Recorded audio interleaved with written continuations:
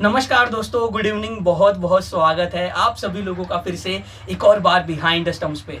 तो दोस्तों 8-0 यानी कि 8वीं बार वर्ल्ड कप के इतिहास में भारतीय टीम ने पाकिस्तान को हराया और इस हार से भारतीय टीम ने एक यहाँ पे सबक भी दे दिया है पाकिस्तान को कि कुछ पाकिस्तान को सीखना भी चाहिए इस बुरी हार से कि अगर आने वाले वर्ल्ड कप के जो मैचेस हैं, यानी कि अगला मैच जो पाकिस्तान का ऑस्ट्रेलिया से होने वाला है, अगर इसी अंदाज में खेलेगी तो फिर शायद ऑस्ट्रेलिया, इंग्लैंड, न्यूजीलैंड उन्हें शायद ना हरा पाए और फिर शायद जाके अंतिम 4 में भी उनकी जगह ना बने। तो बहुत ही यहाँ पे मैं कहूँ तो बुरी तरीके से भारतीय टीम ने पाकिस्तान को हराया और 155 पे एक समय पे 2 विकेट सिर्फ गिरे थे पाकिस्तान के। और तब तक मैं मैच को देख रहा था तो मैं अप्रिशिएट भी कर रहा था, तारीफ भी कर रहा था मैं मनी मन की। मैं मैच देख रहा था तो मुझे अच्छा लग रहा था कि कप्तान बहुत बढ़िया खेल रहे थे, बाबर आजम। मोहम्मद रिजवान तो ऑलरेडी इनफॉर्म बैटर है, लेकिन सडनली यहाँ पे मैं तारीफ करूंगा भारतीय गेंदबाजों की भी। Man of the match Jasprit Bumrah. 7 over दोस्तों, 7 ओवर उन्होंने डाला, उनके स्पेल में 19 रन देकर 2 विकेट, जिसमें 1 विकेट मोहम्मद रिजवान का था। तो चलिए मैच के ऊपर बात करते हैं, टीम इंडिया के ऊपर बात करेंगे, फिर हम पाकिस्तान की भी टीम के ऊपर आएंगे। तो सबसे पहले मैच की बात करते हैं। टॉस जीता भारतीय टीम ने और बॉलिंग करने का किया फैसला। पिच को देख के यही लग रहा था कि यहाँ पे बैटिंग के लिए सरफेस बहुत ही बेस्ट है, यानी कि बल्लेबाजों की मौजा होने वाली है। तो जब मैच शुरू हुआ तो पाकिस्तान की टीम की हम यहाँ पे दोस्तों बात करते हैं। तो पाकिस्तानी पारी पे अगर हम ध्यान दें तो अब्दुल्ला शफीक ने बढ़िया थोड़े चौके लगाए थे और एक ही ओवर में मोहम्मद सिराज के यहाँ पे इमाम उलग ने भी 3 चौके लगा दिए। यानी कि इमाम उलग के लिए भी अच्छी बात थी कि उनको भी जो रन मिले ना बहुत जल्दी मिल गए। तो यहाँ पे एक अच्छी पार्टनरशिप भी पनप रही थी लगभग, और जो भारतीय टीम चाहती थी कि जल्दी विकेट मिले, पावर प्ले में जल्द से जल्द विकेट मिल जाए, वो तो नहीं हो रहा था दोस्तों। लेकिन यहाँ पे मैं सबसे पहली और बेहतरीन यहाँ पे कप्तानी की दाद दूंगा रोहित शर्मा की, क्योंकि मैं मन ही मन तब सोच रहा था कि गेंदबाजी में क्या बदलाव करना चाहिए। सिराज शुरू के 3 ओवर में बहुत महंगे साबित हो चुके हैं, क्या उन्हें एक और ओवर देना चाहिए। लेकिन कप्तान की यहाँ पे तारीफ करनी चाहिए रोहित शर्मा की। आज कप्तानी बहुत ही बेहतरीन की, पारी भी बहुत बेहतरीन खेली, लेकिन मैच के ऊपर धीरे धीरे हम आगे जाएंगे। तो यहाँ पे जो उन्होंने मोहम्मद सिराज को एक और ओवर दी, और जहाँ पे वो 8वीं ओवर की जो उनकी सिराज की 4थी ओवर थी, वो वहाँ पे अब्दुल्ला शफीक को आउट किया दोस्तों। अब्दुल्ला शफीक जो आउट हुए वहाँ पे अगर मैं कहूँ तो 20 रनों के स्कोर पे आउट हुए। पूरी तरीके से वो गेंद थी स्टंप पे जाके लगी, पैड पे जाके लगी, यानी कि LBW जब अंपायर ने आउट दिया तो वहाँ पे अब्दुल्ला शफीक ने भी सही निर्णय लिया कि रिव्यू नहीं लिया। पूरी तरीके से अगर हॉकाई में जब हमने देखा तो वो स्टंप पूरी तरीके से स्टंप पे जाके वो गेंद लग रही थी, क्लियरली LBW थे वहाँ पे अब्दुल्ला शफीक। और बहुत ही बढ़िया वो स्विंग थी, वो स्विंग पोजीशन थी गेंद की मोहम्मद सिराज की। पड़ी गेंद थोड़ी नीचे रही और पैड पे जाके लगी और चारों खाने चित हो गए पिछले मैच के शतकवीर अब्दुल्ला शफीक। तो वहाँ पे पहला विकेट गिरता है तब पाकिस्तान का स्कोर होता है 41 रन, यानी कि एक छोटी सी प्यारी सी शुरुआत मिल चुकी थी। 8 ओवरों का खेल हो चुका था। फिर इमाम उलग की बात करें, बाबर आजम, फिर वहाँ पे हार्दिक पांड्या आते हैं। तो उनका स्पेल जब आता है तो वहाँ पे बाबर आजम उनके ओवर्स में कुछ अच्छी बाउंड्रीज लगाते हैं, इमाम भी एक चौका लगाते हैं। लेकिन अगली ही गेंद पे हार्दिक पांड्या थोड़ी गेंद आगे रखते हैं और इस बार इन्वाइट करते कि चलिए अभी आपने मुझे कट करके पॉइंट पे चौका मारा, अब आप मुझे ड्राइव करके दिखाइए। और वहीं पे हार्दिक पांड्या फंसा देते हैं इमाम उलग को। और अब यहाँ पे एक सवाल सबसे बड़ा खड़ा ये होता है कि फकर फॉर्म में नहीं है, इमाम फॉर्म में नहीं है, तो अब ओपनर किसे ढूंढेगी पाकिस्तान? क्योंकि क्या इमाम के साथ ही आगे जो अगला मैच ऑस्ट्रेलिया से होने वाला है, क्या इमाम उलग ही ओपनर होंगे?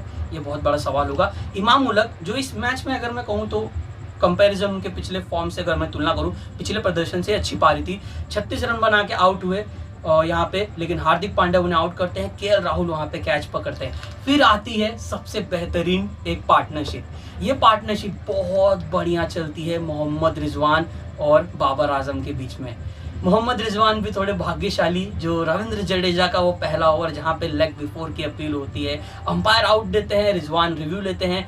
पिचिंग लेग यानी कि जो स्टंप है, जो लेग स्टंप से होके जाती है वो गेंद, तो पिचिंग लेग थोड़ी हो जाती है, यानी कि लेग साइड नहीं, जो गेंद होती है वो पिचिंग स्टंप पे पड़ती है, इम्पैक्ट भी रहता है, लेकिन जो गेंद जो जाती है वो लेग स्टंप से थोड़ी बाहर की ओर निकल जाती है LBW की, और वहाँ पे भाग्यशाली होते हैं मोहम्मद रिजवान और बच जाते हैं। और फिर दोनों के बीच में बढ़िया पार्टनरशिप होती है। जब तक फास्ट बॉलर्स रहते हैं जैसे कि सिराज, बुमराह, वहाँ पे शार्दुल ठाकुर, तब तक ये पार्टनरशिप बढ़िया पनप रही होती है। दोनों के बीच में बहुत ही खूबसूरत यहाँ पे पार्टनरशिप बनती है दोस्तों, मोहम्मद रिजवान और बाबर आजम के बीच में। एक समय पे जो 2 विकेट गिरे थे, उसके बाद इन दोनों ने बहुत ही बढ़िया यहाँ पे पार्टनरशिप की, जिसकी वजह से यहाँ पे पाकिस्तान को एक मोमेंटम मिल गया था। लेकिन सडनली अगर मैं फिर कहूँ ना, उसके बाद भारतीय टीम ने बाउंस बैक किया, क्योंकि वही मैं जो आपको बता रहा हूँ ना दोस्तों, यहाँ पे जो ये साझेदारी हुई, मैं अगर आपको बताऊं, यहाँ पे जो पार्टनरशिप हुई थी यहाँ पे बाबर आजम और मोहम्मद रिजवान के बीच में, ये साझेदारी 82 रनों की थी। 103 गेंदें ली थी इस पार्टनरशिप में, जिसमें मोहम्मद रिजवान के 47 रन थे, बाबर आजम ने 34 रन बनाए थे। अगर मैं अभी स्कोर कार्ड पे जाऊं यहाँ पे दोस्तों, तो बहुत ही बढ़िया यहाँ पे पार्टनरशिप पनप रही थी, क्योंकि दोनों ही बल्लेबाज बहुत बढ़िया काम कर रहे थे। और जो करेंट रन रेट था वो भी 5 रन प्रति ओवर का ही था, तो ज्यादा तेज भी बल्लेबाजी नहीं कर रहे थे, लेकिन सिचुएशन के हिसाब से एक जो पार्टनरशिप की दरकार थी वो बढ़िया पाकिस्तान के लिए हो रहा था। और जहाँ पे अगर मैं देखूं तो एक समय 73 पे जो दूसरा विकेट गिरा था पाकिस्तान का, उसके बाद एक बढ़िया जो 82 रनों की पार्टनरशिप हुई थी, और 155 पे 2 विकेट था, 155 पे 2 विकेट। और वहां पे अगर मैं कहूँ ना दोस्तों, तो कितने ओवर का खेल हुआ था, 30वां ओवर ही तो चालू था। और वहीं से फिर ऐसा एक मोमेंटम आया जहां पे भारतीय टीम ने बाउंस बैक किया। और फिर से यहाँ पे मैं तारीफ करूंगा रोहित शर्मा की कप्तानी की, कि उन्होंने मोहम्मद सिराज को लाया। देखा कि स्पिनर्स थोड़ा प्रेशर बना रहे हैं, तो उन्होंने क्या किया, स्पिनर्स को रोका, सिराज को लाया, और उनकी जो दूसरी स्पेल थी वहां पे उस ओवर में भी 13 रन बना लिए थे बाबर आजम और मोहम्मद रिजवान ने मिलकर। लेकिन फिर से जब सिराज अपनी एक और ओवर लेके आए, तो वहां पे उन्होंने बाबर आजम को आउट किया दोस्तों। बाबर आजम बहुत ही अच्छी गेंद थी, वो थर्ड मैन की ओर खेलना चाहते थे, अर्धशतक बनाया बाबर आजम कप्तान ने। बढ़िया पारी उन्होंने खेली, 50 रनों की पारी थी, और अर्धशतक बना के जब वो कट करना चाहते थे, वहां पे बाबर आजम हुए आउट, और वहीं पे तीसरा विकेट गिर जाता है। जैसे ही बाबर आजम आउट होते हैं, साउथ शकील आते हैं। कुलदीप यादव की गेंद को साउथ शकील पढ़ नहीं पाते हैं, बैकफुट से खेलने का प्रयास करते हैं, पैड पे जाके गेंद लगती है। कुलदीप यादव कन्विंस रहते हैं कि आउट है, रिव्यू लेना चाहिए। रोहित शर्मा भी बहुत ही कन्विंस थे, लेकिन केएल राहुल मन ही मन कर रहे थे कि शायद यहाँ पे मैं पूरी तरीके से श्योर नहीं हूँ। लेकिन वहाँ पे फिर जड्डू थोड़ा करीब जाते हैं, और रोहित शर्मा को मन ही मन फीलिंग रहती है कि ये आउट है, और कप्तान ने वहाँ पे ब्रेव दिखाया कि चलिए लेते हैं रिव्यू, और लिया वहाँ पे। और वहाँ पे साउथ शकील आउट हो जाते हैं एलबीडब्ल्यू, और कुलदीप यादव को उनकी इस पारी की पहली विकेट मिल जाती है। शकील होते हैं 6 रनों के स्कोर पे आउट। यहाँ पे पाकिस्तान का चौथा विकेट गिरता है दोस्तों, और ये विकेट जब गिरता है तो पाकिस्तान का स्कोर होता है 162 पे 4। फिर उसके बाद आते हैं इफ्तिकार अहमद, उसी ओवर में वो एक चौका लगाते हैं, शॉर्ट पिच गेंद आती है, बैकफुट से मारते हैं मिड विकेट की ओर, और चौका मिल जाता है। लेकिन सडनली फिर कुलदीप यादव क्या करते हैं, थोड़ी सी गेंद आगे और डालते हैं, और वो जो उनकी दूसरा होती है ना गेंद, जो लेग साइड से वो जो उन्होंने डाला, वहां पे जब वो स्वीप मारने का प्रयास किए, ग्लव्स को जाके गेंद टकरा गई स्टंप पे, और वहां पे 5वां विकेट गिर जाता है। और 166 रनों पे पाकिस्तान का 5वां विकेट, यानी कि अब आउट कौन होता है, वहां पे आउट हो जाते हैं इफ्तिकार अहमद, यानी कि कुलदीप यादव को 2 विकेट मिल जाती है। कुलदीप यादव ने 2 विकेट झटक ली थी ऑलरेडी, मियां मैजिक यानी कि मोहम्मद सिराज ने 1 विकेट ले लिया, और फिर आते हैं जसप्रीत बुमराह। रोहित शर्मा देखते हैं 4 ही ओवर उनकी हुई है, तो चलिए अब रोहित शर्मा कहते हैं आइए बुमराह, और मुझे विकेट लाके दिखाइए, मुझे विकेट लेके दिखाइए, और वो वही करते हैं। 49 रनों पे मोहम्मद रिजवान खेल रहे होते हैं, बहुत बढ़िया तरीके से उन्हें सेट करते हैं, यानी कि जो डिसमिसल था ना उनको, जो क्लीन बोल्ड किया, उसके पहले एक गेंद आती है, उसी लाइन पे पड़ती है तेज गति से, और वहां पे वो गेंद अंदर की ओर ही आती है, लेकिन अगली गेंद जो होती है उसी टप्पे पे पड़ती है, उसी लाइन पे पड़ती है, लेकिन इस बार जो गेंद होती है वो धीमी होती है, यानी कि स्लोअर ऑन होती है। और फिंगर से जब वो गेंद को थोड़ा ब्रेक किया वहां पे, तो गेंद को थोड़ी थोड़ी उछाल भी मिली थी, तो गेंद थोड़ी अंदर की ओर आई, और एक्सपेक्टेशन क्या थी मोहम्मद रिजवान की कि गेंद थोड़ी तेज आएगी,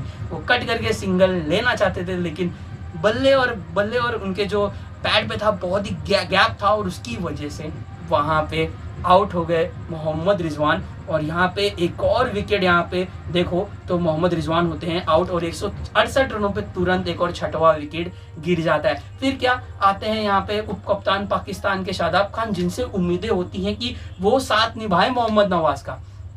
लेकिन वो भी ज़्यादा कुछ कर नहीं पाते हैं, वो भी बुमराह का शिकार बनते हैं। क्लीन बोल्ड होते हैं, बहुत ही तेज़ गति से वो गेंद आती है, सीम होकर टप्पा पड़ के गेंद थोड़ी बाहर निकलती है, तो वहाँ पे बहुत ही बढ़िया तरीके से आउट करते हैं जसप्रीत बुमराह। एक और विकेट वो ले लेते हैं और यहाँ पे आउट हो जाते हैं शादाब खान। फिर उसके बाद हार्दिक पांड्या आते हैं, मोहम्मद नवाज को आउट करते हैं। हसन अली थोड़ा एक जीवन दान मिलता है पीछे रोहित शर्मा की, रविंद्र जडेजा की, और वो एक वहाँ पे चौका मिल जाता है। फिर उसके बाद एक कदमों का इस्तेमाल करके हार्दिक पांड्या के अगेंस्ट वो बड़ा शॉट खेलने का प्रयास करते हैं, वहाँ पे चौका मार देते हैं। फिर वही इंटेंट थोड़ा मोहम्मद नवाज ने दिखाने का प्रयास किया, लेकिन वहाँ पे नवाज आउट हो जाते हैं। 8वां विकेट वहाँ पे पाकिस्तान का गिरता है। फिर उसके बाद क्या, हसन अली जड्डू का शिकार बन जाते हैं और अंत में अगर आप वहाँ पे देखोगे तो हारिस रऊफ को भी रविंद्र जडेजा आउट कर देते हैं। तो 192 रनों पे पाकिस्तान ऑल आउट हो जाती है। और भारतीय गेंदबाजों की अगर मैं बात करूँ तो बुमराह लेते हैं दो विकेट, 7 ओवर 1 मैडन 19 रन, और मोहम्मद सिराज 8 ओवर 50 रन देके 2 विकेट। उसके बाद में अगर देखें हार्दिक पांड्या को भी 2 wicket, Kuldeep Yadav 10 over 35 run देके 2 विकेट, रविंद्र जडेजा 9 ओवर 5 गेंदे 38 रन देके 2 विकेट। यानी कि 20 ओवरों में भारतीय स्पिनर्स ने महज 68 रन खर्च किए दोस्तों, 68 नहीं 73 रन यहाँ पे सिर्फ खर्च किए। 20 ओवर में मात्र 73 रन ही पाकिस्तान के बल्लेबाज बना पाए, और यही था बहुत बड़ा डिफरेंस इस मैच में कि Pakistani batters can't play against spinners, यानी कि can't play well against the spinners. भारतीय स्पिनर्स के सामने अच्छा पाकिस्तान के बल्लेबाज नहीं खेल पाए। किसी भी बल्लेबाज ने वो इंटेंट नहीं दिखाया कि मैं इस स्पिनर पे टारगेट करूंगा, मैं रविंद्र जडेजा पे टारगेट करूंगा, मैं थोड़ी रिस्की शॉट्स खेलूंगा, हवाई शॉट्स खेलूंगा, और किसी भी एक बल्लेबाज ने छक्का नहीं लगाया दोस्तों। तो 192 रनों पे ही पाकिस्तान की पारी सिमट जाती है। सोच तो मैं ये रहा था कि कहाँ 305 का शायद लक्ष्य मिले, लेकिन 305 नहीं 191 रनों पे ही अगर यहाँ पे मैं कहूँ तो पाकिस्तान की टीम ऑल आउट हो जाती है दोस्तों। और जब भारतीय टीम की बैटिंग आती है तो उनके सामने जो 192 रनों का लक्ष्य होता है, रोहित शर्मा बताते हैं कि किस अंदाज में बैटिंग करनी चाहिए। यहाँ पे सबसे बड़ी एक सबक ये मिली पाकिस्तान की टीम को कि अभी भी एक ही मैच पाकिस्तान की टीम हारी है, लेकिन आने वाले मैचेस किस अंदाज में पाकिस्तान को खेलने हैं। उनके ओपनर्स को क्योंकि अगर कंडीशन दिख रही है, पिच ऐसी दिख रही है जैसे बेंगलुरु में अगला मैच होगा, देख के ऐसा लग रहा है कि वहाँ पे बल्लेबाजों को मदद है, वहाँ पे बॉलर्स के लिए कुछ नहीं है, यानी कि हाई स्कोरिंग मैच हो सकता है। तो पाकिस्तान के टॉप ऑर्डर के बल्लेबाजों को थोड़ा एग्रेशन दिखाना होगा, जो आज रोहित शर्मा ने दिखाया। शुभमन गिल की बात करूं तो दोस्तों 11 गेंदों में 16 रन, बहुत ही बढ़िया, उन्होंने 4 चौके मारे, और उनका देख के ये लग रहा था कि वो मैच को जल्दी खत्म करना चाहते हैं, लेकिन शाहीन शाह अफरीदी उन्हें आउट करते हैं। पॉइंट पे शादाब खान कैच पकड़ते हैं, भारतीय टीम का पहला विकेट गिरता है। कोहली आते हैं, वो भी बहुत बढ़िया खूबसूरत 3 चौके लगाते हैं, यहाँ पे वो भी 16 रनों के स्कोर पे आउट हो जाते हैं, जो कि अगर मैं कहूँ तो मोहम्मद नवाज मिड ऑन पे शायद कैच पकड़ते हैं और वो कोहली ऊपर से मारने का प्रयास करते हैं, लेकिन हसन अली को विकेट मिल जाती है। फिर उसके बाद अगर हम देखें तो श्रेयस अय्यर बहुत बढ़िया आज उन्होंने बल्लेबाजी की, अर्धशतक यानी कि आखिरी गेंद पे जो उन्होंने चौका मार के जो बहुत बढ़िया तरीके से मैच फिनिश किया, और भारतीय टीम ने 3 विकेट से इस मुकाबले को जीत लिया। यानी कि श्रेयस अय्यर ने 62 गेंदों में 53 रन बनाए। लेकिन अय्यर और रोहित शर्मा के बीच में भी तो एक बढ़िया पार्टनरशिप हुई दोस्तों, क्योंकि एक समय पे 79 पे ही हमारे 2 विकेट्स गिरे हुए थे। फिर उसके बाद रोहित शर्मा और यहाँ पे श्रेयस अय्यर के बीच में बढ़िया पार्टनरशिप हुई। रोहित शर्मा की बात करें तो 63 गेंदों में 86 रन और 4 चौके तो 6 छक्के, यानी कि नहीं क्षमा चाहूँगा 6 चौके 6 छक्के, चौके मैंने कम बोले, 6 चौके और 6 छक्के दोनों, यानी कि चौके भी उतने ही मारे, छक्के भी उतने ही मारे, कोई भेदभाव नहीं यहाँ पे। और जिस अंदाज में कुटाई की, और सबसे बड़ी बात मैं हैरान था कि शॉर्ट पिच भला आप रोहित शर्मा के सामने क्यों डाल रहे हैं। अगर आपको रोहित शर्मा को जल्द से जल्द आउट करना है ना, सॉल्यूशन 2 ही हैं, या तो अगर स्विंग हो रही होगी तो आप गेंदबाजी आगे कीजिए, और अगर ज़्यादा स्विंग ना हो रही हो तो आप एक कंसिस्टेंट एक लाइन लेंथ पे गेंदबाजी कीजिए, ज़्यादा भी आप शॉर्ट गेंदबाजी मत कीजिए, क्योंकि जितनी आप उनसे दूर रखोगे उतना उनको मजा आएगा खेलने में। और रोहित शर्मा का जो स्ट्रेंथ है ना, उनकी ताकत वही है कि वो पुल बहुत बढ़िया लगाते हैं। उनके पुल शॉट्स अगर आपने देखे होंगे ना, उनके अंतर्राष्ट्रीय क्रिकेट जितने भी अब तक करियर में खेले उन्होंने शॉर्ट पिच गेंदों को मिड विकेट पे भी छक्के मारे हैं। शॉर्ट पिच गेंद पे मिड विकेट की ओर छक्का भला कौन बल्लेबाज मार रहा है, वो रोहित शर्मा ने मार के हमें बहुत बार दिखाया है। तो रोहित शर्मा किस अंदाज के बल्लेबाज है, चाहे कवर के ऊपर से हारिस रऊफ के अगेंस्ट छक्का मारा, चाहे वो शॉर्ट पिच पे मारा, चाहे वो सामने मारा। तो आगे अगर आप गेंदबाजी कर रहे हो, लेंथ पे गेंदबाजी कर रहे हो, अगर वहां से मार रहे हैं तो वो आपकी अच्छी गेंदों को मार रहे हैं। तो वो आपको अंदाज़ा लगेगा कि हाँ ये बल्लेबाज बहुत ही बेहतरीन फॉर्म में, मैं गलत गेंदबाजी नहीं कर रहा हूँ फिर भी ये बल्लेबाज रन बना रहा है। लेकिन अगर आप खुद ही शॉर्ट पिच गेंद डालोगे, शॉर्ट गेंदबाजी करते रहोगे तो आपको विकेट नहीं मिलेगा, और वही देखने को मिला। तो वहाँ पे पाकिस्तानी गेंदबाजों ने कंसिस्टेंट लाइन लेंथ पे गेंदबाजी नहीं की। मुझे अगर किसी ने भी प्रभावित किया है तो मुझे थोड़ी बहुत यहाँ पे अच्छी गेंदबाजी शाहिनशाह अफरीदी की ही लगी, अन्यथा और मुझे किसी की नहीं लगी। शाहिनशाह अफरीदी ने यहाँ पे रोहित शर्मा को आउट किया, उन्होंने गिल को आउट किया, हसन नदी को 1 विकेट मिली, और केएल राहुल अंत में नाबाद थे, भारतीय टीम ने इस मैच को जीत लिया। लेकिन पाकिस्तान को इस मैच से क्या सबक मिला, यानी कि सीख क्या मिली हारने के बाद, एक बुरी हार से? सबसे बड़ी सबक ये मिली है कि उनको अपने ओपनिंग कॉम्बिनेशन के बारे में सोचना होगा। अब्दुल्ला शफीक बेहतरीन फॉर्म में, क्या यहाँ पे इमाम उलग के साथ ही आगे जाना चाहिए, या फिर से फ़खर जमान को लाना चाहिए, और फ़खर जमान को कहना चाहिए कि आप अपना नेचुरल गेम खेलिए। आपसे अगर आपके बल्ले से उतना रन नहीं आया है फिलहाल, तो आप अपने नेचुरल गेम पे भरोसा कीजिए और आप जाइए और थोड़ा एग्रेशन दिखाइए, ताकि फ़खर जमान अगर खुल के खेलें तो टीम को थोड़े रन मिल जाए। अब्दुल्ला शफीक। पॉइंट नंबर 2, उसामा मीर को लाना होगा, पाकिस्तान को उसामा मीर को लाना होगा। बाबर आजम को यहाँ पे एज ए कीपर बतौर कप्तान यहाँ पे एक बड़ा निर्णय लेना होगा, एक हार्ड कॉल लेना होगा कि मुझे चाहिए विकेट टेकर स्पिनर, क्योंकि मोहम्मद नवाज, शादाब खान उतना भरोसा नहीं जता रहे। आज के भी मैच में ये देखने को मिला, उसामा मीर को लाइए, वो विकेट टेकर है, बहुत बढ़िया उन्होंने ऑस्ट्रेलिया के सामने गेंदबाजी की थी। तो दोस्तों क्षमा चाहूँगा जो बैकग्राउंड नॉइज़ के लिए, लेकिन क्या है आज नवरात्रि की कल से शुरुआत होने वाली है, देवी माँ का आगमन हो चुका है, तो थोड़ा उसका भी आप लुत्फ उठाइए, उस आवाज़ का, उस ध्वनि का।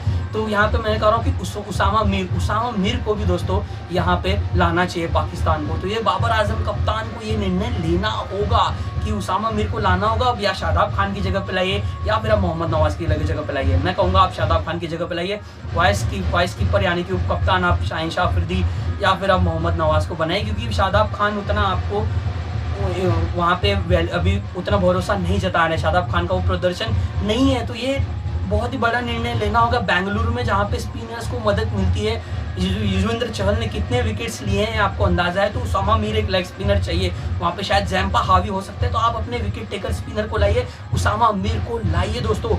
और यहाँ पे ये एक निर्णय यहाँ पे लेना होगा मेरे हिसाब से, अगले मैच में पाकिस्तान को 2 बदलाव तो पक्का करना चाहिए। मैं चाहता हूँ फ़खर जमान को लाइए, वो भी आउट ऑफ फॉर्म है, लेकिन आप उनको कहिए कि जाइए फ्रीली आप खुल के खेलिए और थोड़ा एग्रेशन दिखाइए, और उसामा मीर को लाइए, क्योंकि यहाँ पे पाकिस्तान को विकेट की जरूरत, विकेट टेकर स्पिनर की जरूरत है। और हो सके तो अबरार अहमद भी एक और बेहतरीन ऑप्शन है, वो भी बहुत बढ़िया रिस्क स्पिनर है, थोड़ा वो मिस्ट्री स्पिनर है, थोड़ा परेशान कर सकते हैं। तो 2 ऐसे विकेट टेकर स्पिनर्स हैं उनके पास, तो अबरार अहमद भी वो काम करके दे सकते हैं, उसामा मीर भी वो काम करके दे सकते हैं। तो टीम को वो सोचना चाहिए दोस्तों यहाँ पे, और यहाँ पे इस हार से पाकिस्तान को ज़्यादा पैनिक नहीं करना चाहिए, बल्कि आने वाले मैचेस में अभी भी पाकिस्तान इस टूर्नामेंट में बना हुआ है। लेकिन अगर इसी इंटेंट के साथ खेलेगा, इसी अंदाज के साथ खेलेगा, तो फिर शायद सेमीफाइनल में क्वालिफिकेशन यानी कि क्वालिफाई करना बहुत ही मुश्किल है। और आखिरी पॉइंट यानी कि हम पॉइंट्स टेबल पे अगर अभी हम ध्यान दें दोस्तों, तो भारतीय टीम टेबल टॉपर बन चुकी है, यानी कि 6 अंक हमारे हो चुके हैं, और नेट रन रेट हमारा सबसे बेहतरीन है,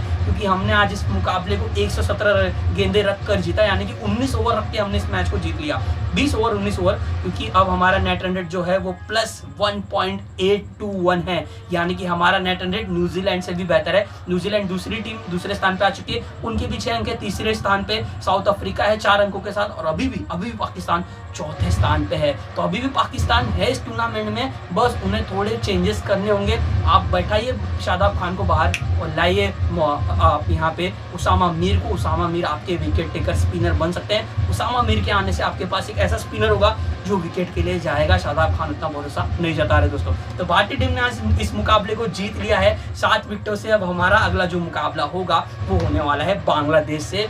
तो सेमीफाइनल की ओर हम धीरे धीरे आगे बढ़ रहे हैं। तो कैसा लगा आपको ये वीडियो दोस्तों, प्लीज़ ज़रूर बताइए कमेंट करके। यहीं पे मैं इस वीडियो को करता हूँ समाप्त। आप सभी लोगों का बहुत बहुत धन्यवाद इस वीडियो को अपना प्यार देने के लिए। वीडियो पसंद आया तो लाइक जरूर कीजिए, इस चैनल को सब्सक्राइब करना मत भूलिए दोस्तों। Behind the stump.